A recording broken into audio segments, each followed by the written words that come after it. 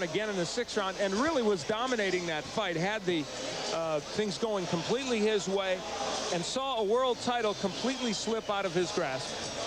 On Saturday night, Lennox Lewis will put his WBC heavyweight championship on the line against Andrew Golota in a pay-per-view bout from Atlantic City. Also on the card, Arturo Gatti and Gabriel Ruelas.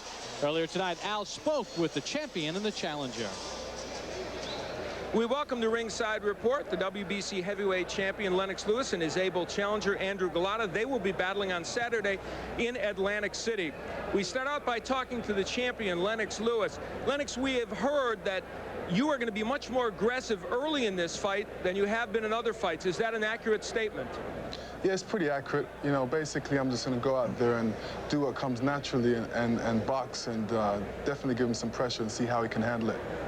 Now, your last 2 fights have ended in an odd manner, even though one of them against McCall actually wasn't a disqualification, as people have talked about. But clearly, that fight and the Akinwande fight ended in a strange way for you. How important is it for you to get a really clear-cut victory from a marketing standpoint? I think it's very important because, you know, my last 2 fights ended in controversy, and, you know, this one has a Mr. Controversy around it. But, you know, basically I'm really hungry to go out there and show my skill and show my boxing talent, and hopefully in this fight I'll be able to do that. Let's turn to Andrew Golota, the challenger. Andrew, one of the things that has gotten overlooked in all the other things that have been talked about in this match is that you bring to the table something very interesting that maybe Lennox Lewis hasn't seen so much of, a terrific jab. How important in this fight is it for the Golota jab to be a big factor?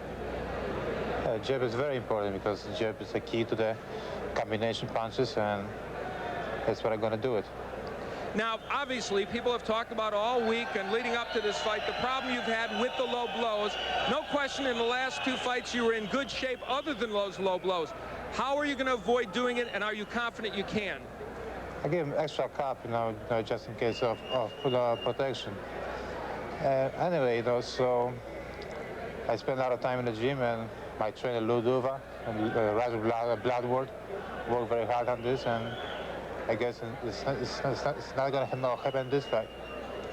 Now, Lennox, you may be skeptical at this point still that things are not going to get weird in this fight.